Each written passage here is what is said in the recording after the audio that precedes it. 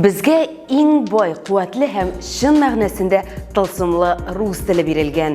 Телне без тормышыбызның соңгы көннәренә кадәр өйрәнергә тиеш дип әйткән рус әдәбиятының классикларының берсе Иван Тургенев.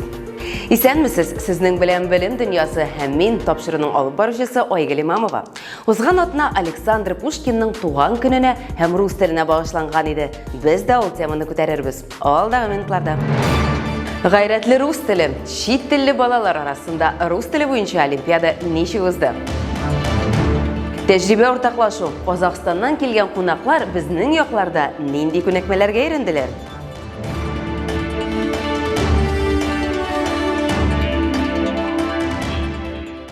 Татарстанда рус телен үстерүгә зур өлеш керткән рус әдәбияты классигы Александр Сергеевич Пушкинның туган көнен киң кылач белән билгеләп үттеләр. Шагыйрьнең тууына 223 еллыгы белән татарстанлыларны республика президенты Рөстәм Миңнеханов шәхсән котлады. Ул билгеләп үткәнчә, классик гениаль һәм бөек иҗаты белән туган әдәбиятына иреклелек, ихласлык һәм чын халыкчанлык рухын алып килде.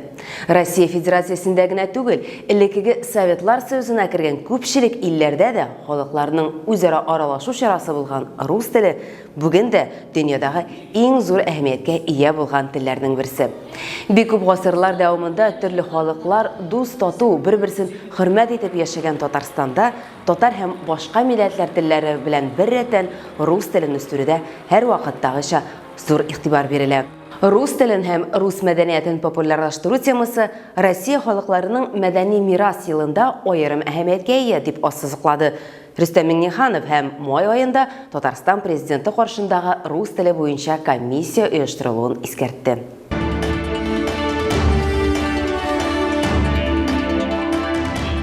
6 июньдә Казанда чит телдә укый торган мәктәп укучылары өчен рус теле буенча халыкара олимпиадага нәтиҗәләр ясалды. Җиңүчеләрне бүләкләү тантанасында Татарстан мәгариф һәм фән министры Илсур Һадиуллин катнашты. Олимпиада 3 көн барды. Анда Россиянең 14 субъектыннан 200дән артык мәктәп укучысы катнашты. Казакъстаннан да килгән кунаклар бар иде. Олимпиада рус теле белән кызыксынуны арттыру, аның матурлыгын күрсәтү максатыннан уза. Сүз уңаенда катнашучылар гомуми кузаллауны да арттыра алдылар. Алар өчен Александр Сергеевич Пушкин исеме белән бәйле Казанның истәлекле урыннары буйлап экскурсияләр оештырдылар. Бүләкләү тантанасы ничек узды икән? Эльвина Минабетдинова күреп кайтты.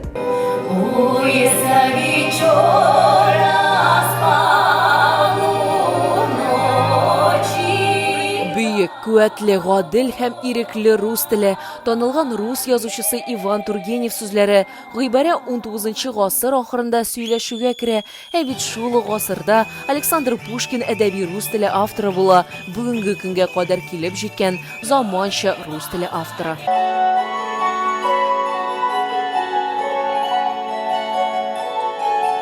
6 июньдә новатор һәм бөек классик Александр Пушкинның туган көнендә Россиядә рус теле көне билгеләп үтелә. Быел халыкара олимпиадада җиңүчеләрне һәм призерларны бүләкләү тантанасы шулай ук 6 июньдә узды. Олимпиада милли мәктәпләрдә укучы балалар арасында булды. Казан биш диңгез порты булган борынгы һәм мәңге яшь шәһәрдә кайнар сәламлибез барчагызны. Россиянең 14 төбәге һәм Казакъстан 168 катнашучы төрле милләт вәкиле Татарстан Республикасы башкаласына олимпиадада катнашу өчен килгән. Биредә 8-11 сыйныф укучылары җыелды. 3-6 июньдә катнашучылар телдән һәм язма биремнәр башкардылар. Биремнәрне үтәүдән тыш катнашучылар республика башкаласын Казанны да күрә алдылар. Алар өчен кызыклы мәдәни программа оештырылды. Катнашучылар Казан Кремле, Зөя утрау шәһәре музей тыюлыкларында, Татар дәүләт театрында, шулай ук Александр Пушкин белән бәйле истәлекле урыннарда булдылар. Ә менә Чуаш Республикасыннан килгән катнашучы Эльмира Вахитова 8-нче сыйныф укучысы быел беренче тапкыр олимпиадада катнашты һәм бик уңышлы. Эльмира призлы урын яулый алды. Я впервые участвую. Беренче тапкыр катнашам. Башта бик куркыныч иде, әмма хәзер шатлык, бәхет хисләре тулыландыра. Монда килүемә бик шатман, миңа монда бик ошады. Мне тут понравилось. Айсулу Ахметова Казахстаннан халыкара олимпиадада катнашу өчен килгән иде. Ул шулай ук призлы урын алды һәм үз тәэсирләре белән уртаклашты. Мне понравилось то, что нам дали экскурсии. Миңа экскурсия күңел ачу булып ошады. Язма тур катлаулырак иде телдән караганда, чөнки сөйләргә миңа җиңелрәк, язма тур әйе, анда кыенлыклар булды. А вот письменный тур, да, там были сложности. Моннан тыш махсус бүләкләр дә бар иде. Лингвистик караш, яңгырауклы сүз, белем һәм иҗат номинацияләрендә, шулай ук онлайн викториналар һәм марафон, фотоконкурс җиңүчеләрен бүләкләделәр. Башкортлар да бар, чуашлар да бар, марилар да бар, татарлар да бар.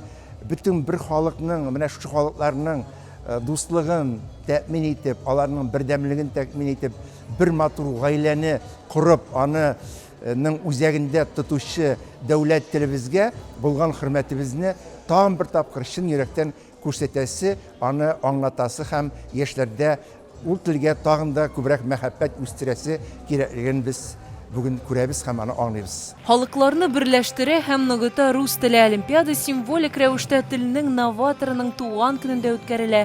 Чөнки Пушкин үзе дә рус булмаган тамырларга ия. Ләкин Николай Гоголь билгеләп үткәнчә, аның эчендә рус табигате, рус күңеле, рус теле. Олимпиадада Россия белән янәшә булган Казахстан дәүләтен тәкъдим итүче балалар да катнашты. Бу илдә рус теленә карата һәр вакыт аерым игътибар, аерым мөнәсәбәт. Соңгы 10 еллыкта татар теленә мөнәсәбәт тә көчәйде. Татар комбайнатлы мәктәпләр булган тулы бер төбәк тә бар. Нигездә алар Уральскида урнашкан. Монда 5000-гә якын татар яши. Татар мәдәни үзәге һәм Габдулла Тукай музее ачылды. Җирле халык, педагоглар татар халкының тәңгәллеген саклау, мәдәният, гореф-гадәтләрне үстерүдә зур эш алып бара. Шуңа күрә ике дәүләтнең һәм республиканың мәгариф министрлыклары күп еллар дәвамында тыгыз хезмәттәшлектә. Күптән түгел генә Татарстанга Уральскидан 20 кешелек делегация килде. Орча һәм Казан шәһәр колледжлары, мәктәпләре, балалар бакчаларында укыту программасы белән таныштылар. Педагогик коллективлар дәрес фрагментларын, мастер-класслар күрсәттеләр, дәрестән тыш һәм проект эшчәнлеге буенча үз тәҗрибәләре белән уртаклаштылар. Руслан Хөснетдинов делегациядә катнашучыларны Казанның 112-нче балалар бакчасында каршы алды.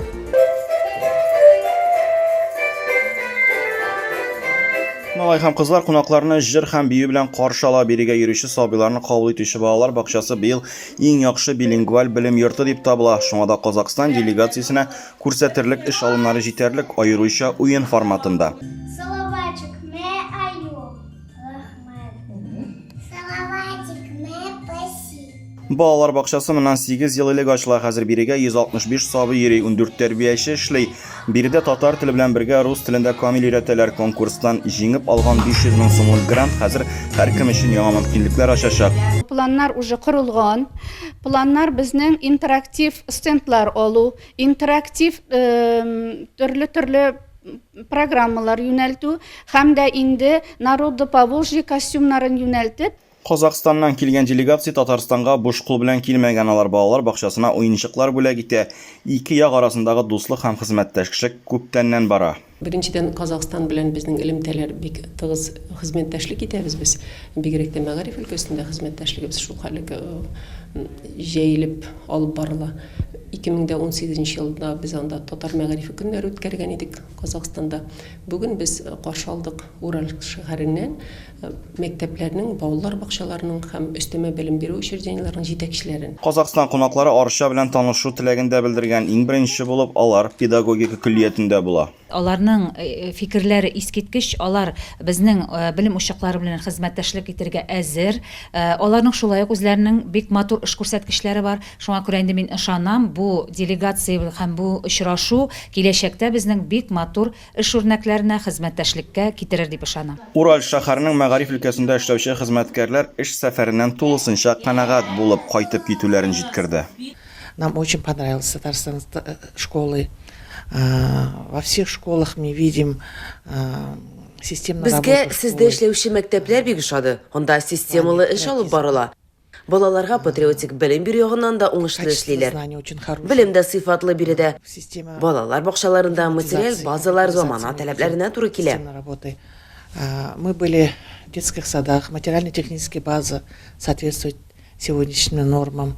Уральскида 5000-гә якын татар яши. Биредә татар мәдәни үзәге һәм Габдулла Тукай музее ачылды. Педагоглар татар халкының гореф-гадәтләрен үстерү эшендә зур эш башкара. Казакстанда татар диаспорасы да уңышлы эшләй, анда татар балаларын укытуга аерым игътибар бирелә.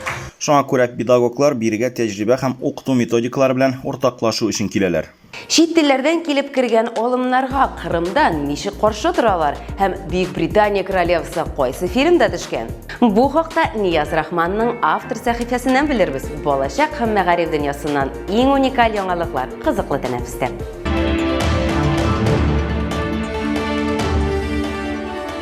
Сәлам дуслар, бер атна кабаттан артта калды. Бу кызыклы тәнәфес сәхифәсе һәм интернеттагы иң кызыклы яңалыкларга да чират җитте дигән сүз. Мэр театрга барган, губернаторлар да ялгыша, узакламый сабан туйлар җитә. Булар һәм башка яңалыклар хакында алдагы минутларда. Казан шәһәре башлыгы Илсур Метшин театрга барган. Ул Апуш балалар театр студиясына кунакка килгән. Габдулла Тукай иҗатына багышланган Апушның тылсымлы төшләре дигән спектакльдә барлыгы 30-га якын яшь актер катнаша. Шунысын да әйтергә кирәк, әлеге театраль студияга барлык кастинг ашагына ләгеп була. Анда 100дән артык бала арасыннан иң сәләтләрне генә сайлап алганнар. Премьерадан соң шәһәр башлыгы балаларын да котлап чыга. Миңа калса, үзебезнең мондый театр студиясе булу бик шәп күренеш. Тагын чакырыгыз спектакльгә киләсезме? Уйный белмәсәң, киңәш бирмә. Тулы өлкәсе губернатор Алексей Дюмин белән бәйле ролик интернетта бик зур караулар җыя. Шунда ки, зур түрә мәктәп янындагы җәйге лагерьга килә. Монда исә ике малай зур фигуралар белән шахмат уйный. Губернатор исә киңәш бирергә була. Бу фильмне монда күчерәсең дә позицияны ныгытасың ди ул. Тик менә көндәше генә моның белән килешмәй. Шуңа җавап итеп ул үзенең адымын ясый һәм мондагыларның барсын да шаккаттыра. Извини. Все, давайте. На меня только Мин мэр булсам, барсын да эштән куар идем ди. Новосибирск шәһәрендә яшәүче Евгений. 10-нчы сыйныфта укый торган малай, шуңа да карамастан, инде аны күпләр бик яхшы белә. Ул үзе туган шәһәрен тагын да яхшырак итәргә ашкына икән. Аның дәгъваларыннан мэрияда дер селкенеп торалар. Евгений сүзләренә караганда, барсы да ватык булган фонарьлардан башланып китә. Аннары чокыр, чүп, юллар һәм реклам такталары да өстәлә. Малай сүзләренә караганда, 70 җиңү инде кесәдә, тагын 50 эшне әлегә карыйлар икән. Киңәш шул, иң мөһиме, бу артык күпкә китмәсен, чөнки артык активларны яратмаучылар да очрарга мөмкин. Я, конечно, всех уволю. Это самое первое, самое важное для города — уволить всех, кто сейчас работает. Болачакта нинди мультфильмнарны яратып карый идегез? Россиядә яшәүчеләргә әнә шундый сорау биргәннәр. Беренче баскычка Простоквашино чыга, 35% респондентның бу яраткан мультфильмы икән. Икенче урында Ну погоди, 25%. Өченчедә исә Вовка в тридевятом царстве 8%. Шулай ук яраткан совет мультфильмнары исемлегенә монда Котенок по имени Гав, бирмингемские музыканты һәм Малыш белән Карлсон мультфильмнары да кергән. Ой, ты заболел. Да у меня самая высокая температура в мире. Да, если хочешь знать. Сабан туйлар якынлаша бит. Балачакта бу бәйрәмдә яңа киемнәр белән барып, барлык уеннарда катнашып, бүләкләр белән кайткан чаклар кемнеке генә булмады икән. Бу атнада Татарстан авылларында мәшкилеп бирнә җыйдылар. Әлеге матур гадәтне күпләр телефоннарына төшереп, социаль челтәрләргә кертте. Авылларда сабан туйлар башланганчы, аны инде ерак бирүдә үткәргәннәр. Президент куйган фотосурәтләргә караганда, бәйрәм бик күңелле узган. Барлык традицион уеннарда уйнаганнар. Бу атнада эстафетаны Татарстан үзенә алачак. Бу атнада шушындый яңалыклар алып килде. Очрашырбыз. Сәламәт булыгыз.